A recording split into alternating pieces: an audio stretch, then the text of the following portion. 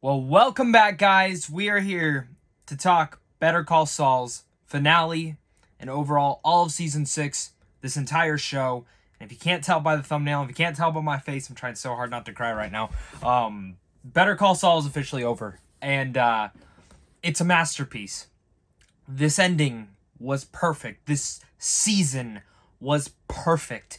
And you're probably like wondering why is this guy crying? Why is all this? Well, my name is Zach. Thank you so much for clicking on this. This is going to be very much of a ramble and me just giving my overall thoughts on this entire show and how much this show means to me and why I think this show is perfect. This will include spoilers, so if you didn't watch the finale yet, absolutely go catch up on Better Call Saul, then come back. And if you haven't watched Breaking Bad yet, definitely watch that, then come back. But I'm very excited to do this, and I have a lot more Better Call Saul and Breaking Bad videos coming over the next couple days. So if you enjoy passionate people who love talking film and movies, this is the right place for you. So make sure to hit that like and subscribe button, as well as comment down below your guys' thoughts on this finale. But yeah, this was a masterpiece. And for me, Better Call Saul was everything. And I say that because Breaking Bad is my favorite show of all time, and right there next to it is Better Call Saul, solidifying itself as not just one of the best prequels or best spin-off shows or even best sequel shows, because it was pretty much all three of those wrapped into one of all time. It's a beautiful, poetically, carefully taken care of show that was literally hand in hand with how great Breaking Bad is. And that goes as, all the slow moments, all the moments that took a while. And when they announced this show after Breaking Bad, because for me, I mean, if you can tell by my shirt, I have a really cool shirt. This is like all the crystallized meth coming out of a van. And Breaking Bad is what got me into TV and film and studying it and wanting to critique it and review it and talk about it, like one day maybe even as a living. It was one of the reasons that I actually started my first blog ever. Like, that is how much I loved Breaking Bad. Breaking Bad was everything to me. I studied every frame, every sequence, every cinematography little choice that they did, or even every inch of clothing that they wore. They were so minute, so fine-tuned to everything in that show.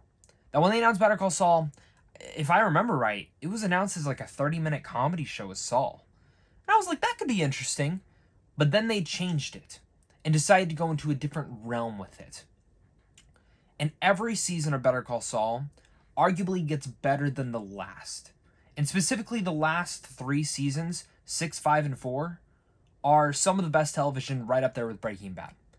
And some of the characters in here are some of the best characters from the entire Breaking Bad world. The way that they wrote, the way that they made everyone care, and the way that they actually gave development to more characters, to little sequences like that. In sequence when Jimmy goes out into the desert, or Saul, and Walter White and Aaron Paul, Jesse, they are gun to his head, threatening him, and he's speaking about Lalo and how it's Nacho's fault. 2 characters we had never met before, and then we watch Better Call Saul, and those are the 2 characters we meet. Giving development to those little things. Giving character development to a character like Kim Wexler that could have easily been a one-note character that just showed up here and there, but making her one of the best Breaking Bad world characters of all time. Giving development to Mike, Jonathan Banks, who did a phenomenal job in this role. And he was one of everyone's favorites in that original show, and he's one of the best in here. Giving more development to Giancarlo Esposito's Gus. This is why this show is so special, why this show is so important, why this show was perfect, because it handled everything so carefully and so beautiful. So let's talk about this finale, because this finale was in every way beautifully directed, from the flashbacks to everything going on with Gene, Saul, and Jimmy all at once. And what I really want to talk about is the flashbacks for each of the sequences. Of course, it opens up when we get a sequence between him and Mike really much having a heart-to-heart conversation for one of the best episodes of that season when they were out in the desert. And this whole thing starts with time machine. What happens if you were to have a time machine? What would you go back and do?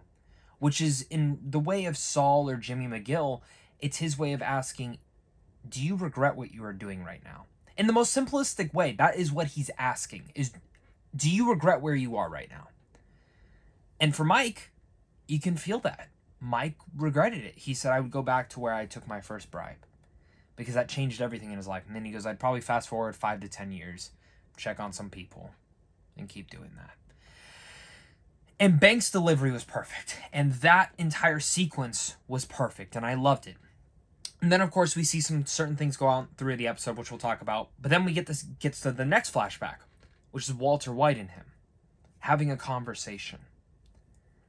And it was beautiful and poetic. And I totally forgot that they were locked in there for that sequence. But he asks him the same thing. Hey, you're a scientist. Well, if you had a time machine. And Walter White, of course, Bryan Cranston's character does the same thing that he would always do. He goes off on a tangent and stuff like that, where he was just asking him a simple question. But he falls into his lie. Why are you asking me that? Are you just trying to ask me if I had any regret what I would do? Because that's the easier way, that's the harder thing to ask? Yeah. He doesn't really give any detail. And, Saul kind of gives a little bit to it. And Walt goes, you've always been like this, haven't you? And then it goes back to where we were. And then the last flashback, which I was not expecting, and I want to make sure I get this guy's name right. Michael McKean, who played Chuck McGill, who we haven't seen for a while. That last flashback was so beautiful. And it really embodied their relationship and the way it ended. Because I was waiting for him. I was waiting for either Chuck or him to ask the time machine question. But it was all from the book H.G. Wells, The Time Machine. And showing that Chuck inspired him to think like that. That certain things inspired to look like that.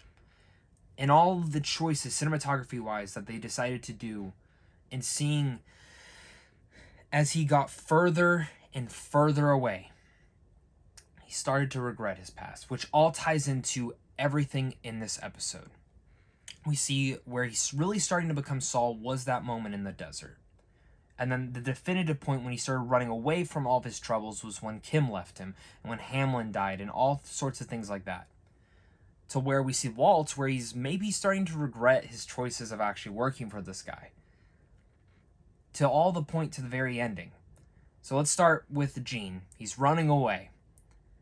I thought most of this episode was going to be him on the run. Sort of like that Euphoria episode we got in season 2 when Rue was on the run. But it wasn't. He gets caught pretty early on. He can only, a cockroach and animals and wild things like that can only catch away for so long. And of course he gets found in the trash. Beautifully and symbolically of all manners that you would expect it to be. And I love that moment because it broke my fucking heart. He got caught. Oh my God. There's still 55 minutes left of this episode. What year is this going? And it continues. He calls, gets his lawyer. Of course, that was a great tie back to see who is actually going to represent him. Does it for free. Does the Saul Goodman way. Hey, man, this can get you on par. They go there. They have a great heart-to-heart. They have that conversation again. He's being his Saul Goodman. Even freaking Maria Schrader comes in, which was a really good callback that they brought her in. I did not expect them to have her in here. I probably should have, but they did a really good job of that. Brings her in. He does this whole sappy story. And us as the fans are knowing, he's fucking lying. And they know it too. And he goes, all I need is one juror. And that's where the deal starts getting struck. And then he tries to make the ploy of, I know what happened to Howard Hamlin. And they're like, we already know. Your ex-wife must not be on talking points, yada, yada, yada. She already came in. Which changes his whole tude. Because then, on the plane, they're flying out there, he's flying solo.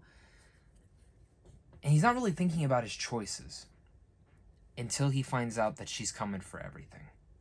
That she is 1,000%, Kim is going to lose everything. And Saul, in his head in that point, he got him down to 7.5 years from life sentence. And Kim is going to lose everything. Like she already has. Tells him I have some other stuff I need to give him, incriminating doctrine. Gets Kim there. Just as Kim was about, to go back to maybe doing some legal assistance to what she likes to do. Just volunteering. And she thinks Saul's going to ruin her life again. And they go into that court. And this is where I started to lose my shit. He's wearing the Saul Goodman suit. Walks in. He asks to be going up. Please, I want to talk. He starts his same story. And I'm like, oh my God, we're going to hear from this. They tell him to sit down. He swears in. And he admits to everything.